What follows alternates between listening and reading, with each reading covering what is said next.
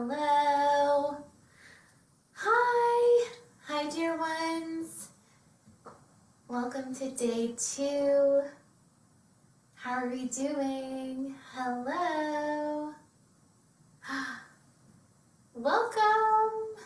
Day 2 of the Resilient Challenge. Today's magic word is prepare. I like to think of today as the day that we really get clear on our plan for self-care, our plan for our week, for our routines.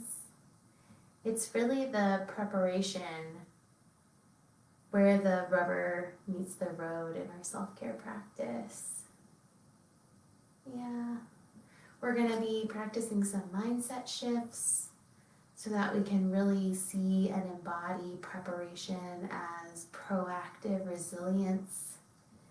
And we're going to talk about hard skills that we can walk away with tonight.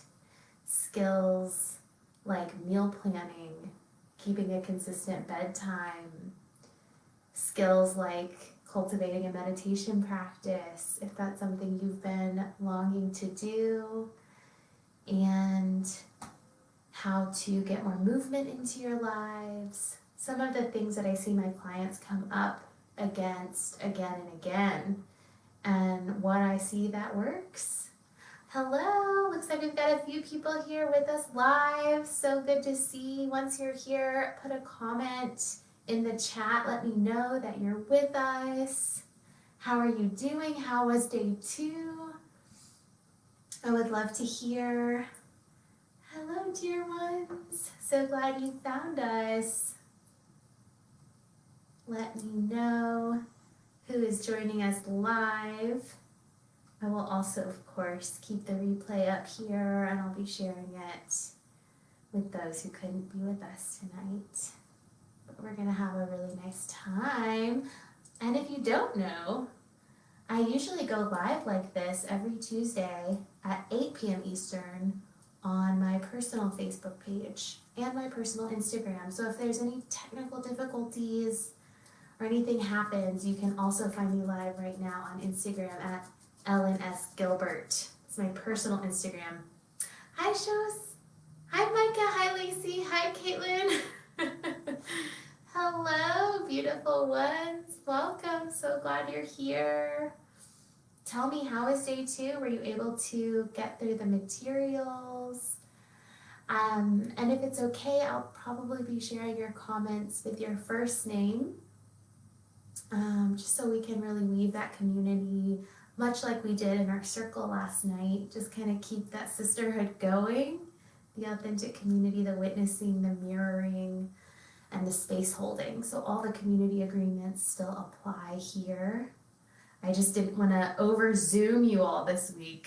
So we've only got the 2 Zoom gatherings, last night's and the one on Friday. But today, tomorrow, and Thursday, I'll be going live just like this in our Facebook group. Hi, Jennifer. Welcome. So good to have you all here live. Today's topic, as I said, is prepare. Preparation as proactive resilience. Because, so often we think about resilience as what we do after the worst has already happened. Or maybe like last night, Holly was asking, is resilience just the absence of struggle or the absence of discomfort?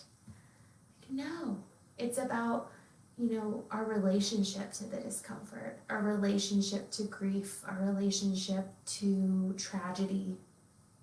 And I think the reason that I put prepare here up front in the week is because we need to have a little bit of structure around that. We need to be proactive sometimes. Like how we react and act in the good times, how we plan and prepare for those hard times when they come back around can make all the difference. I'm all about being proactive. I think it's something our culture is really lacking. We know how to go to the doctor when the worst happens, but do we know how to build in these self-care practices and skills on the front end so that maybe we don't even need to go in? hopefully the worst never happens. So prepare. And I like this quote, and I think of it often as like a personal mantra. Failing to plan is planning to fail. I think it's so true with everything, but especially with self-care. It's like the most important yet easiest thing to not do. You know, because if we're really only focused on, I don't want to suffer, I want to feel good, then there's like a million other things we can reach for in the short term that don't exactly fit into self-care. They're not exactly sustainable or good for us. You know, self-care is really planting the seeds for our future selves to reap, even if this short-term immediate self is like, ugh, it's so hard, or oh, I really don't want to. There can be quite a bit of resistance. So preparation is key, and it does become a habit with time. You know, in the beginning, there's can be a bit of an uphill battle, but I promise with time things do get easier, don't they? We can actually change our brains. We can shift our nervous systems. Like, you have that power. I want you to really feel that this week, that the more you carve these neural pathways, the more it becomes the path of least resistance. Hi, Caitlin. Hi, Claire. I'm glad you found us. Hey, Holly. I know it's a little different coming into the group to find me live. I'm really glad you found it. Excellent. All right. Let's get centered and grounded today. Let's really check in with ourselves.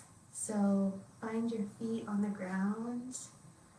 Maybe wiggle them around a bit, stretch them, roll your ankles, tap them on the ground, making contact.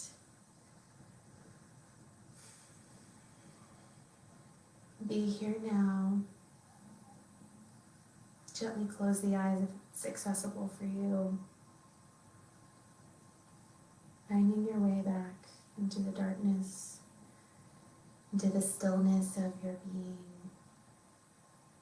Turning the palms to face up, maybe in your lap. Feeling the aliveness in the hands. Take a deep breath in through the nose. Open mouth, let it go. Again, in.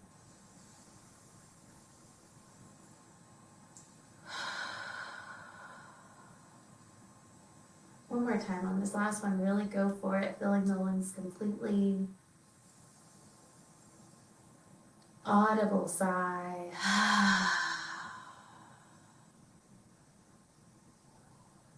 Good.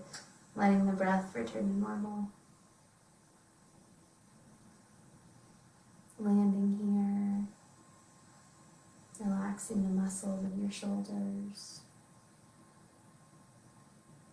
of your legs,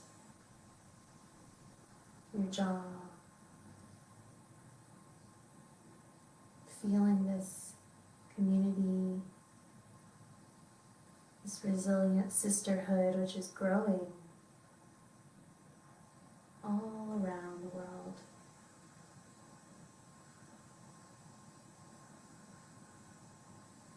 You are not alone in this journey.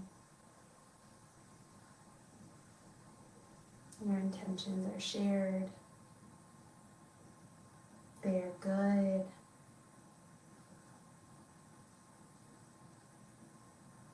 And they reflect some part of you that is good, worthy, a part of you that belongs.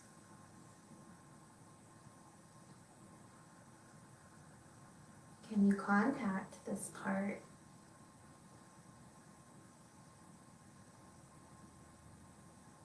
As you sit here breathing,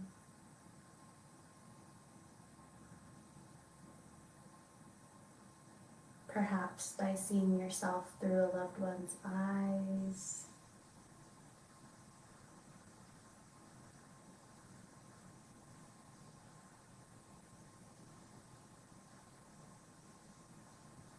perhaps by thinking back on a recent time where you were loving and compassionate to another.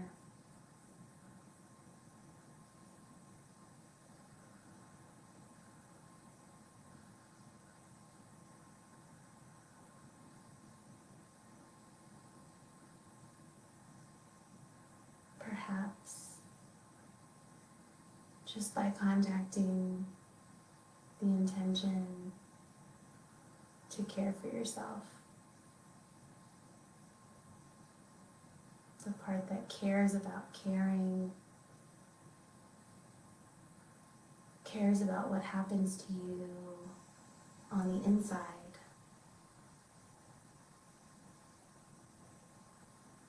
Cares about feeling good and being well and balanced and resilient.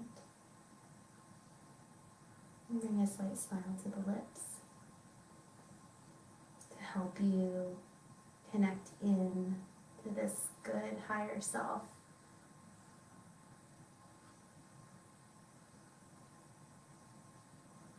And bring a hand to the heart,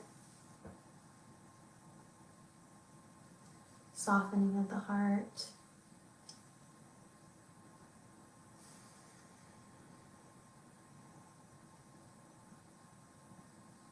Feeling the warmth of your heart and the warmth of your palm commingling, representing your relationship to you. Still with that slight smile, still breathing.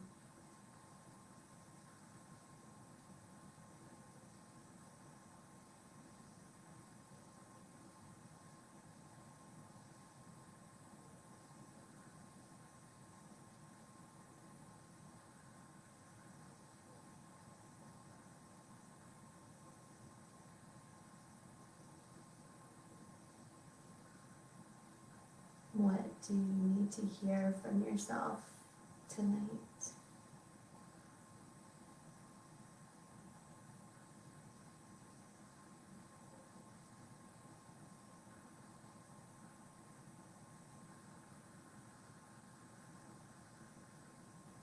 What do you need to say to yourself tonight?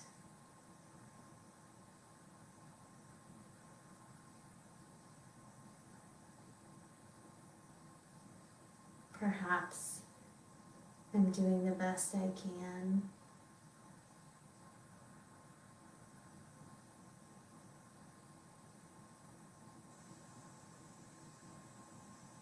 Perhaps I'm sorry. Or I love you.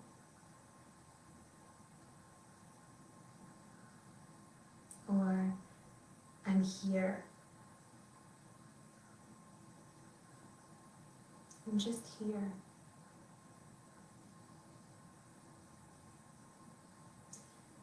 Open your heart to these words.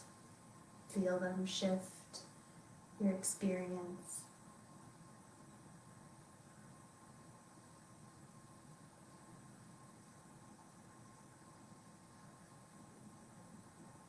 Both as the giver and receiver of them. Take a deep breath in and let it go.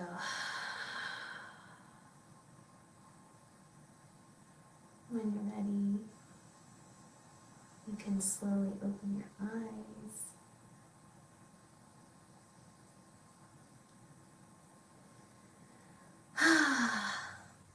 Let your breath return to normal.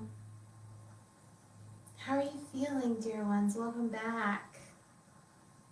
So sweet and so simple to just take a moment to connect with our higher selves as the one who does the caring and as the one who needs to be cared for. And if you'd like to share in the chat, I would love to hear, what were the words? What were the words that you spoke to yourself? So often mine is just, this is hard. Or, I'm not going anywhere. You're not alone. Let's share them in the chat. Maybe you'll be helping someone find the words that they need to say. Self-compassion needs to come into play with everything we talk about this week. Okay, so even though tonight we're talking about preparation and planning and structure and the divine masculine side of self-care and resilience, we're still bringing in that compassion. We cannot let that piece go. It is so needed because, as we've said, self-care without self-love is bullshit. We're not here to be the drill sergeant of our lives. We're here to love ourselves. Jennifer, you are strong. Ooh, yes. Micah, I deserve care. It's okay. Beautiful. Thank you, courageous ones. All right. And I'll keep sharing as they come through. You know, our homework today really covered planning your week. And I know it looked different from yesterday's homework, and it's going to look really different from the days to come. But as a self-care coach, you know, I couldn't let a week on resilience go by without making sure I was giving you the tools to create a plan for your life. And there were quite a few bonuses as well. So things like my weekly planning guide, my meal planning tools. And if you didn't get to it, it's okay. You still belong. If you didn't get to any of it, you know, that's okay. Those will be there for you for the future whenever you need them, if ever you need them. Maybe you're already on top of it. But they're things that have really changed my relationship to planning and preparation. And for me, it's really when I set aside 30 minutes on a Sunday to plan my week. I'm setting myself up for a resilient week. Like a resilient week. You know, do you ever have those weeks, like maybe one week you're really off? Like, for example, this week I did not do my planning. I've got to tell you, I was away over the weekend. And when I came home, it was like we were just kind of thrown into it. But I had prepared in other ways. Like last week, I did all the work for this challenge. So I gave my future self, just 1 week future Ellen self, this gift of like all the work for the challenge is done and you can just show up. And that was beautiful in a different way. But usually I'll do my meal planning. I'll plan, you know, when I'm gonna do my work in my business, when I'm gonna do my chores, like the simplest things. And it goes a long way for me. And everyone's different. Every personality is different. But the biggest game changer was the self-care plan. And that's something that in Become Your Own Soulmate, my 12-week coaching program, we do in week 1 together. It's a huge workbook that I give you on week 1. And we map out your entire self-care plan. And it's based on SMART goals, it's based on core desired feelings, and we'll talk about what all that means. But we do it on week 1 so that for the subsequent weeks I can check in with you on it. We can see how it's going. And self-care, by the way, could mean whatever it means to you.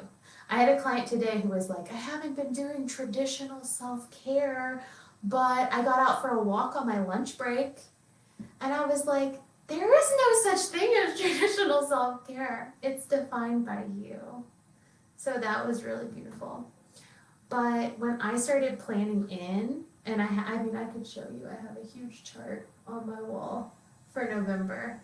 And I plan ahead, like, this is my goal. I'm working up to a meditation goal of extending my meditation practice. I'm changing up the way I do yoga and the way I do my other workouts. So to have a plan makes all the difference, right? And I call this version of me on Sunday who sits down and says, and puts it literally in my calendar, blocks of time, even for my meditation practice. I call her my Sunday self. And she's like a slightly smaller in my mind version of my future self or my higher self. She's that planner Ellen that really cares for me. You know, she takes care of me like Monday, Tuesday, Wednesday through Saturday, Ellen, by making sure that I've got my plan. I've got my meal plan. I know what I'm, cooking so that I can be healthy. I know when I'm moving my body. I know when I'm sitting in stillness. I even have goals around like how often I'm connecting with loved ones, like now virtually because of the pandemic. And having these goals, like, okay, on this night, maybe we can go for a longer walk or do something. And tomorrow we're going to talk about boundaries. These really fit together beautifully because I have boundaries around what I do with my free time. I don't want to just completely check out and like watch 10 hours of Downton Abbey, even though that would feel good in the moment. So I even have like, I can get a little intense with the planning. And for my personality, that works. That doesn't work for everyone's personality. Maybe tomorrow the boundaries will resonate more with your soul of like, over planning can feel a bit sticky and intense. So just having those boundaries in place might be the right move for you. You gotta feel into it with your body, like what feels right. And I'll tell you, in my cycle, certain times of the month, I feel more on board with the planning and the structure. Like right before I bleed, I'm like, let's do it. Let's clean house. Let's get organized. Let's plan. And then when I'm like ovulating, it's the opposite. I'm just like, let's just feel our way through life. And that can work too. There's a season for everything. This isn't to judge ourselves or restrict ourselves, right? It's to give ourselves a more abundant life, a more vibrant life. And that's something we have to be negotiating with all the time. But I guarantee it's a better life, a more intentional life, which was our mantra today. You are worthy of living an intentional life. And yes, it requires a plan. Okay. Oh, okay. Show says, stay the path. That's beautiful. Love that. Claire, planning. Don't run away. That's funny. Giving my future self the gift of working ahead instead of always working up until the deadline. That resonates with me. Yes. Sunday self, love it, says Holly. And you plan in your inner fall. Yeah, exactly, Claire. Oh, someone's been listening in the self-love sermons when I talk about the menstrual cycle and the energies. Yes, the inner fall, the time just before the bleed, the premenstrual phase is when I do a lot of my planning for the month. Exactly. And it is fall outside in this hemisphere now. That is correct. All right. So that Sunday self, let's get in touch with her or with them. So just maybe if it feels okay, putting your hands on your body or closing the eyes, just that inquiry of when I'm planning and preparing, when I'm organized and looking ahead in a healthy way. In other words, when I'm in my Sunday self, how does it feel?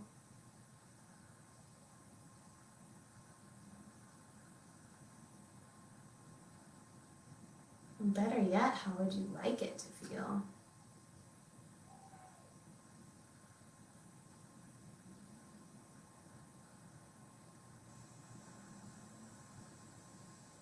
Because she's really not resisting the time and energy it requires, is she? She's present.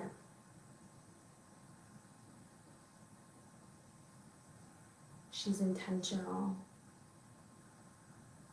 She knows what she wants and what she needs.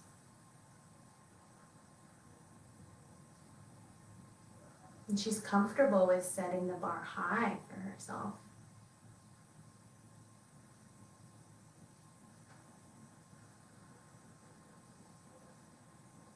And she's taking care of her future self. Maybe just now, if you were to step into her shoes, into her skin, could you look through the eyes of love?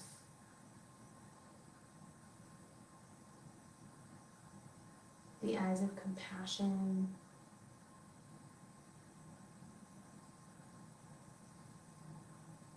To some version of you down the line that's going to need your help, your preparation.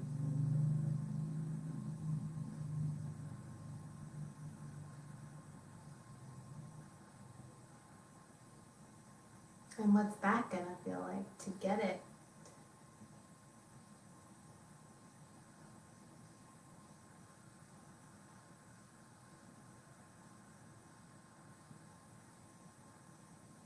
Feels nurtured. Feels easy, smooth in the flow, spacious. Maybe you can breathe a bit easier.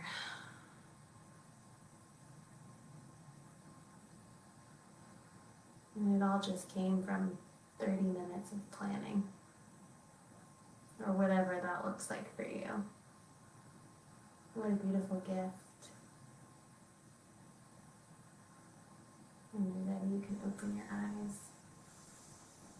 I'd love to hear what your Sunday self feels like or looks like. To me, it's a very positive archetype and metaphor in my life that I connect to. You can even make it into a ritual, light a candle, incorporate some yoga or meditation, give yourself a long, luxurious bath after you're done. Coupling it with pleasure is a huge way to make sure it gets done. Awesome. So we talked last night about feminine form self-care. For anyone that wasn't there last night, I'll define it again. Feminine self-care prioritizes acceptance of what is, while shamelessly pursuing rest, community, and pleasure. Rest, community, and pleasure. So today, we're starting more with a masculine energy around self-care, right? The structure, to the feminine of self-care, which we will talk about for the rest of the week. And I kind of talk about these two aspects of self-care specifically as structure and grace. We need both. We need structure, we need grace, right? Balance between the active and the receptive. Balance between making sure our bodies are well, but also our relationship to our body is well. Right?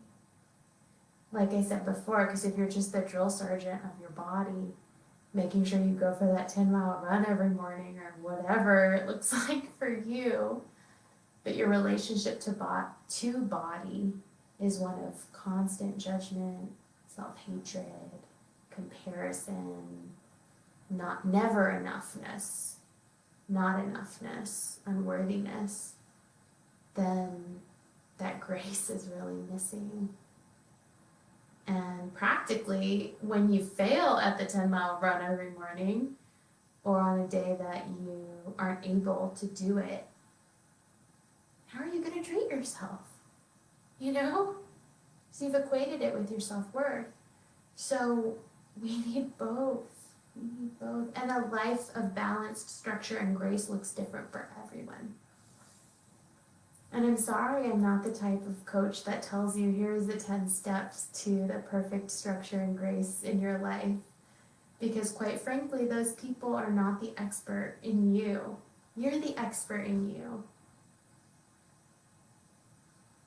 You've got to do the work to find that balance for yourself. And I'm here, and this week is here, this challenge is here as a container to hold space.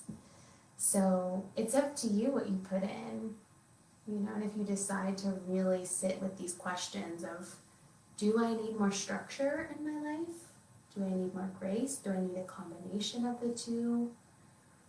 What does it really feel like? That I can share my experience and the experience of some of my clients that I've witnessed and what's worked for us.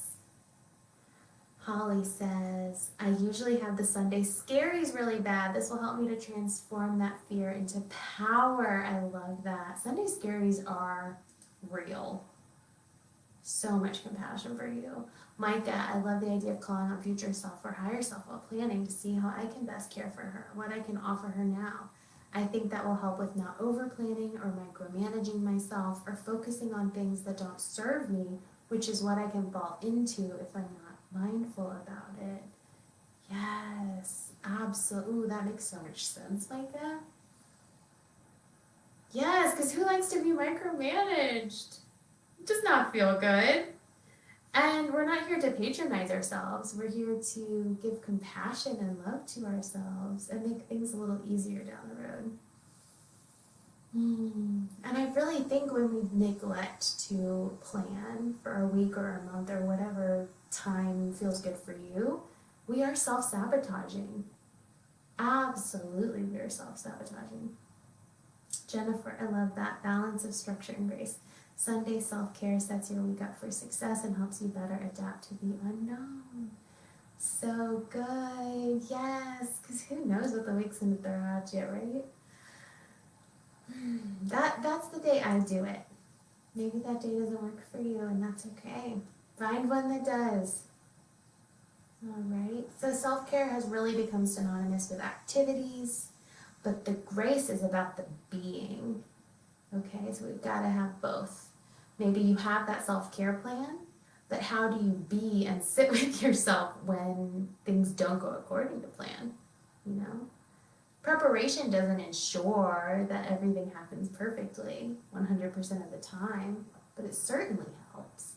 And it can help set our intention and even remind us of our own worthiness. Because if we don't believe that we're worthy, we're not going to prepare.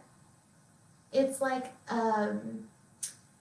we're telling the universe in law of attraction terms, okay, I believe that I'm worthy enough of trying to sit in meditation 20 minutes a day this week.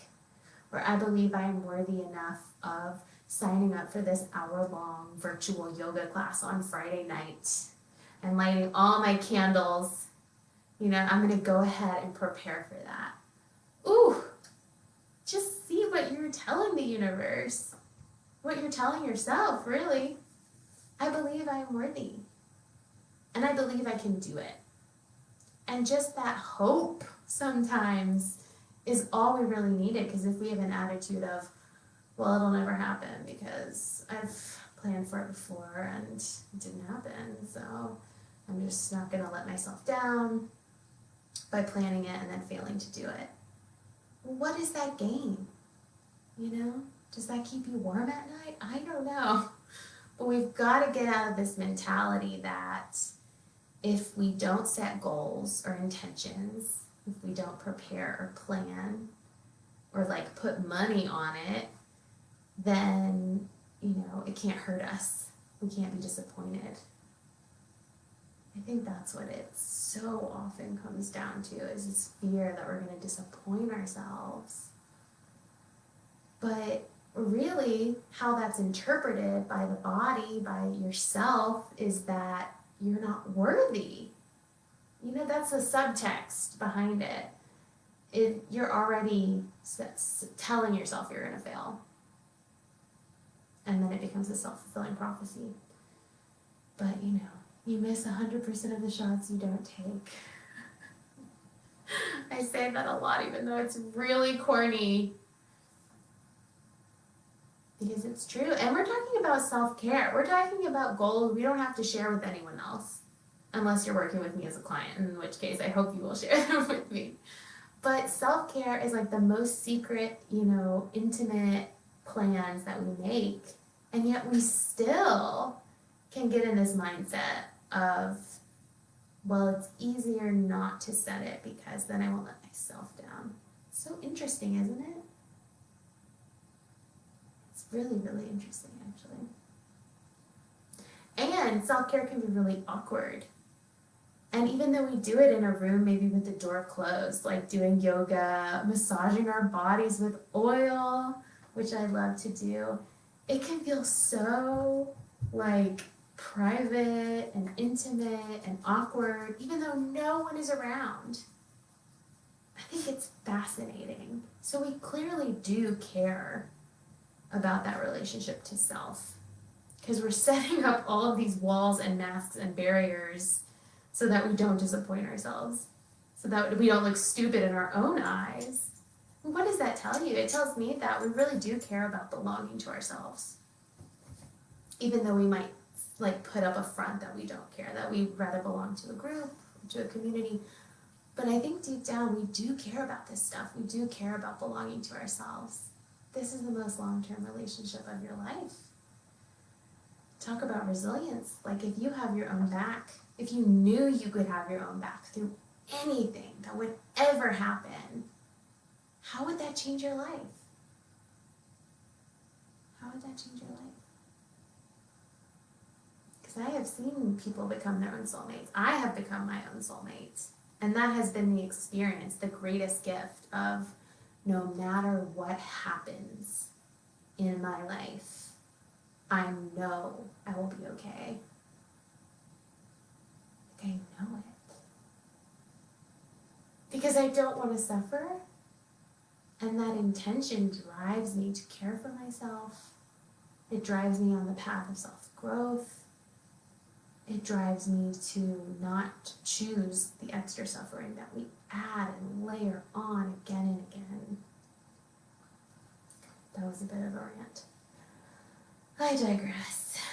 But self-care is important. Grace is important.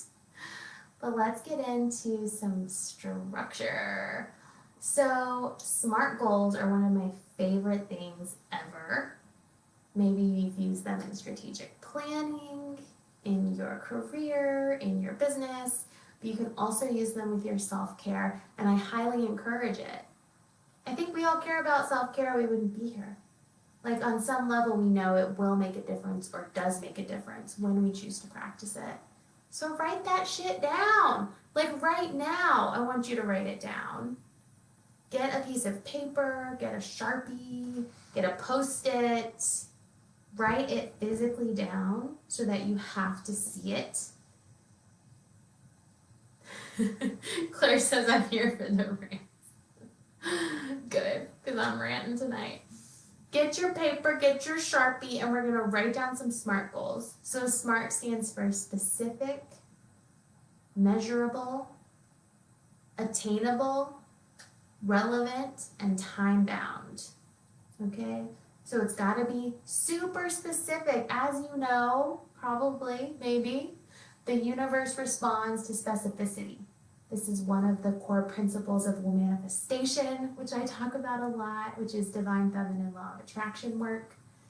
The more specific you are, the more ensuring you are of your own success. Like, you wouldn't register for wedding gifts and leave the size and color to guess, you would be specific. You would tell them exactly what you wanted, and we can do the same with the universe. We have to do the same with our goals and intentions, or again, we're self-sabotaging.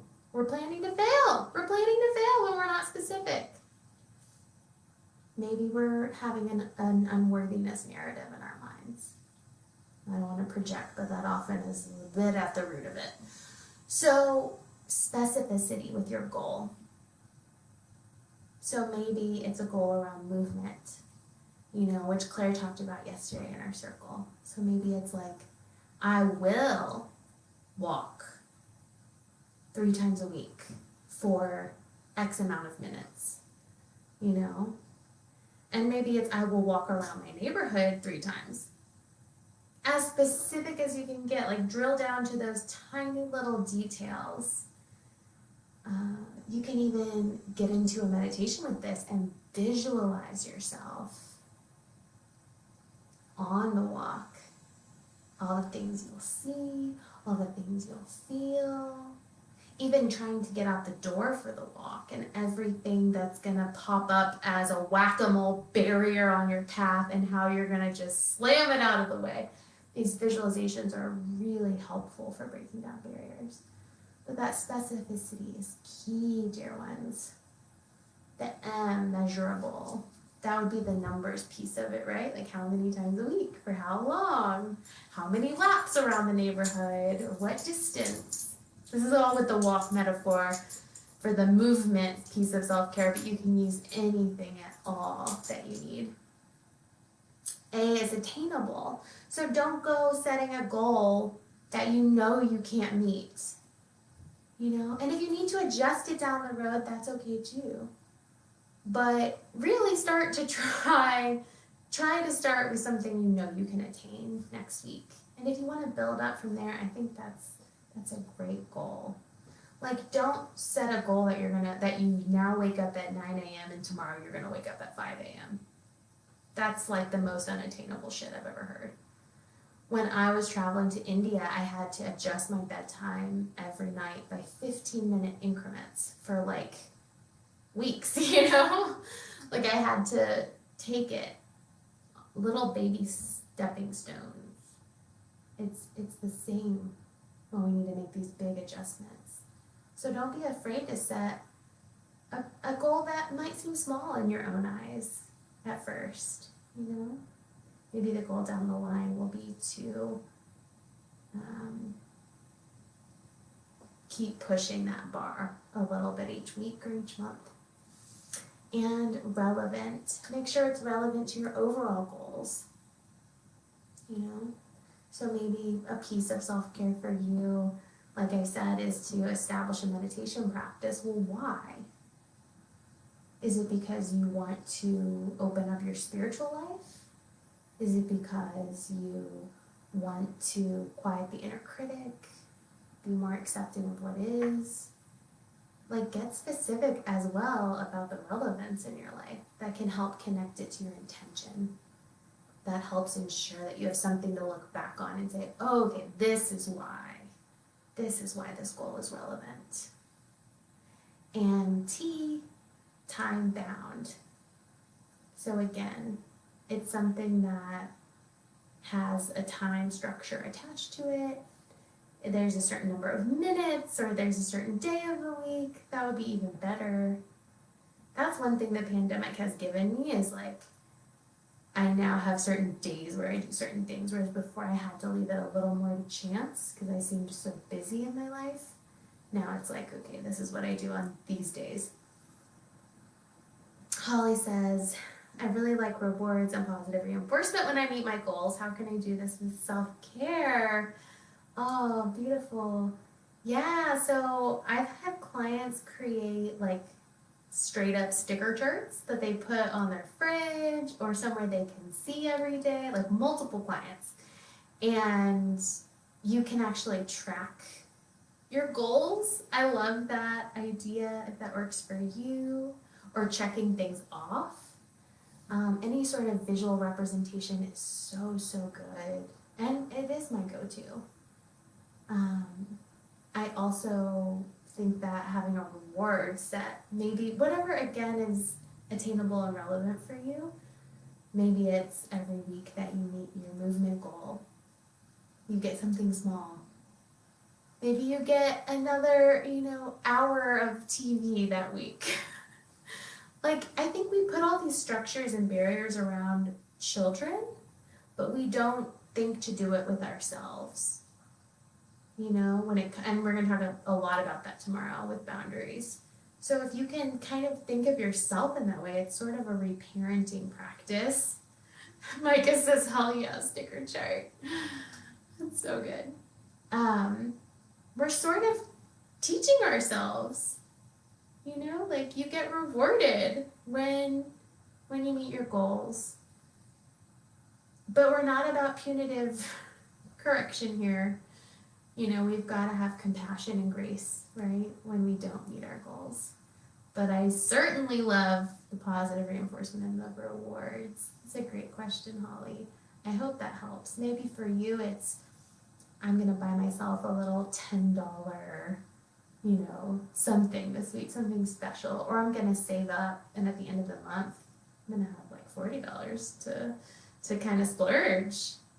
That would be a financial something. Or maybe it's your time, relaxing your boundaries, carving out an extra self-care bubble of time where you're going to sit and do that free course or whatever you've been wanting to do. You're going to give yourself that gift. Micah says, structure and boundaries for yourself can be a great part of reparenting work. Yes, yes. Jennifer, wow, did not think like that. I see parents limit screen time, but I do not monitor it for myself. Oh, yes, Jennifer, you're in the right place. Tomorrow, boundaries. I'm so passionate about this work with screen time. If you haven't seen The Social Dilemma, oh my gosh, it will just blow your mind and change your life. Holly, I think shopping will be a good idea as a reward. I need to limit my shopping. I hope that works for you. Set those limits though, so it can be a really small thing that then gives you that hit of like, yes, I did that thing. And then otherwise you're limiting it, maybe. Lacey, I'm usually all over the place, very ADHD. 100% agree. Micah, structure is a game changer. Yeah, absolutely. Yes. Wonderful comments. Okay, so I hope you've set that SMART goal. I hope you've written it down, put it somewhere you can see it. If you would like to share it in the chat, we would love to celebrate you for it. I have so many SMART goals around my self-care, specifically around my meditation, my yoga, my other exercises that I do. I subscribe to something called Obey Fitness. I don't know if you guys have heard of it. It's fantastic. I love it. I do like all the cardio dancing and the like kickboxing, and it's so much fun. And because I'm paying into it, I'm really held accountable to use it. It comes out of my wellness budget, which I already have for things like coaching, therapy, classes I want to take around meditation, yoga, all these things. So that's a great way to hold yourself accountable, is to put some money on it. Unless that doesn't work for you, and that doesn't work for everyone. That works for me. Okay, cool. I want to make sure we talk about some practical things that I've seen that people really need some preparation and planning around. So you got my meal planner little template today, but I will just say that really was a game changer in my life. I used to think that I had to meal plan like every single meal, or like I just wouldn't do it at all. I would just totally wing it, and I would end up ordering food like once a day, going out to eat multiple times a week, spending so much money, eating a lot of crap. And I finally feel like I got the hang of it because of this 30-minute Sunday self planning routine. The meal planning was the biggest game changer for me. I now commit to cooking 3 times a week. And it's usually Monday, Wednesday, Friday, and that time is just carved out. I know that I'm cooking. I know what I'm cooking. I know I've got everything I need to cook because we also do our grocery shopping on Sunday. And it has changed everything. And then we're like eating leftovers, or John's making something, or maybe we will order out here and there. But I'm more empowered to make that decision. It's not a have to, because there's nothing in the fridge and there's no plan. So that really is a big one for me, is the meal planning. 2, the meditation. What has really worked for me is the consistent time each day, always in the morning. So I meditate before I have any input. No news, no social media, no email, no nothing. We're going to talk about my phone schedule tomorrow that helps make that possible. That was a game changer. Game freaking changer from a meditation practice. Because guess what? If my phone wasn't on airplane mode, or if I had seen some message come through, some stupid notification, and then I sit down on the cushion and close my eyes, that would be the thing that would be on my mind during the practice, you know? And it would be turning over and over, especially if it was a work thing or something particularly triggering. That was a game changer for me. And then sleep. You have to have a sleep plan, you know? If you're not getting a consistent sleep, something's got to give. Don't just wait for it to happen. Really look at it. You know, what is it? Could I sleep without my phone in the bedroom? Do I need a bedroom makeover with, you know, blackout curtains or an eye mask or white noise? Do I need a consistent bedtime and wake up routine? You know, that's huge. And I'll share here an article I wrote about this, which comes with a Become a Morning Person guide. And it's all about your bedtime routine and your wake up routine. I am so obsessed. I'm so obsessed with helping clients with this. These tiny little hacks can make all the difference, and obviously sleep makes all the difference for everything else. It is so, so essential, and not enough of us are getting good sleep. So I hope that's something that you can improve with a little planning. You know, maybe just going to bed 15 minutes earlier tonight, or putting down the technology 15 minutes earlier. Playing with some of these hacks and seeing what works, because again, what works for you isn't going to be the same thing that works for me or for anyone else. But you've got to bring a plan to it, and you are worthy. And then finally, movement. That's also been a game changer for me, is the accountability. The accountability with my movement. So my best friends and I send each other sweaty selfies after a workout. You know, you can also have an accountability buddy around your workouts, like, hey, this is my plan. Can you just text me on Sundays to see how it went that week? You know, can you put it on your calendar? Just a tiny little 10-minute reminder. Text Ellen to ask how her workouts went. Something as small as that can make all the difference, and you wouldn't think it would, because you're like, they're my friend, I don't really care what they think. Oh, but you do. You care more than you think you do.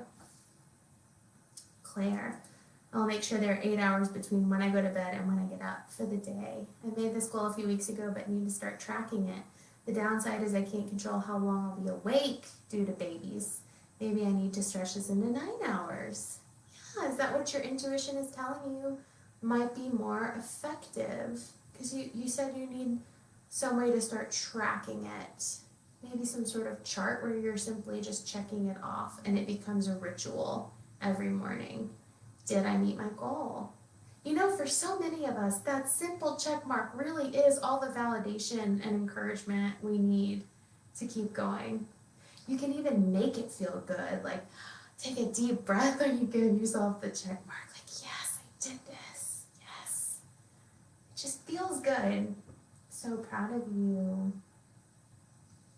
All right. So we need to set SMART goals. We need to be specific in our plan. We need grace for when we fail, because failure is part of life. We need to banish perfectionism because it doesn't exist. And we need accountability. You know, we really do need accountability. That's a huge piece of this. So share your SMART goals. Share them in the Facebook group. Share them with a friend. Share them with your therapist, your coach, whomever will kind of understand and hold that space for you. And if you're sharing with a friend, it's great because they can share theirs with you. You can have that reciprocity. And just know that that's going to make you almost guaranteed to succeed. Having that accountability and regular check-ins, I think, raises your success rate to something like 98%. It's ridiculous. It's ridiculous. So do it. We're going to talk about weaving authentic community in a couple of days and softening and asking for help. This might be where you need to ask for help. Is this accountability around the structure, around the plan that you create today? Okay? So I go a lot deeper into all of this self-care structure stuff in Short to Craving, which is a free webinar I did a few weeks ago. And I just shared the link to the replay in the chat. If you're interested in going deeper on this stuff, you'll get like a free workbook. It's a ton of fun. And if you sign up for Becoming Your Own Soulmate, remember doors are closing Sunday at midnight. Week 1, we're going to create your self-care plan. Week 2, we're going to talk about time management. Week 3, we go into energy management. So we're literally tracking your time, your energy, your self-care plan. Week 4, we focus on planning. We focus on long-term strategic plan for your life, which could be like your career, your family, whatever goals you have, as well as the short term. What affirmations, what rewards do you need, what accountability, and what's your plan for when things don't go according to plan? We talk about that in week 4. So really the first third of this 12-week coaching program is all about planning and preparation. It's all about giving you these really practical tools while I hold you accountable to your own goals. So I hope you'll consider signing up for Become Your Own Soulmate. There are several clients in this challenge, and it's just been so much fun to go through them with it this year. This will be the last time it's offered in 2020. Rates will never be this low again, and I'm giving you $100 off.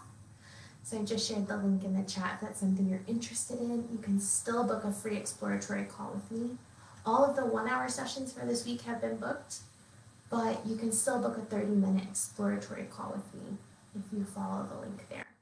And chat with me, before Sunday at midnight, so we can talk about all the details, all your questions. I know it's a big investment that you would be making in yourself, but whatever questions you have, I'm here to answer them. And you are worthy. You belong. Thank you so much for being here. Thank you for making this time and energy investment tonight to be with me. I'd love to hear in the chat one thing you're taking away from tonight's training. What's one thing you're going to put into action right away, either tonight or tomorrow? Something this has got me thinking about again is accountability around my meditation goals, because I'm actually in a course right now, but I don't really have that accountability that I would like. So it's got me thinking and challenged to put that in place. Let's close by coming back into our bodies, closing the eyes, taking some deep breaths in and out.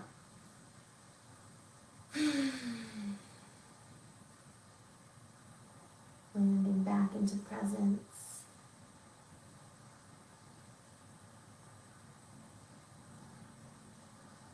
Just noticing how it feels to give yourself this gift of resilience. You've got to hold space for the transitions, dear ones.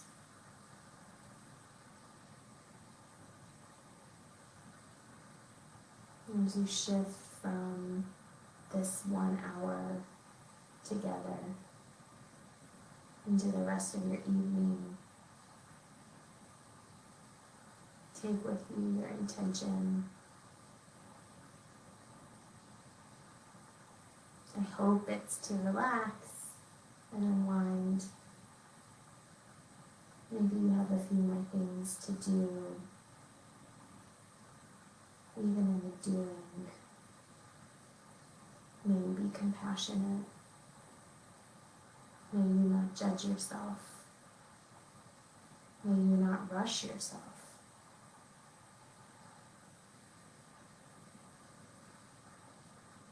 Take a deep breath in and let it go. Thank you for being here, precious souls. I'll see you tomorrow for day 3 of Resilient. Caitlin says, sticker charts in all caps. Yes, get those stickers. The sparklier, the better. They really do help. Like, they really do help. I love it so much. I even told John, my husband, recently, I was like, you just have to go in and look at my chart every once in a while, and then I'll know that someone is seeing it. And so he does. He's like, what do you want me to do when there's not a check mark?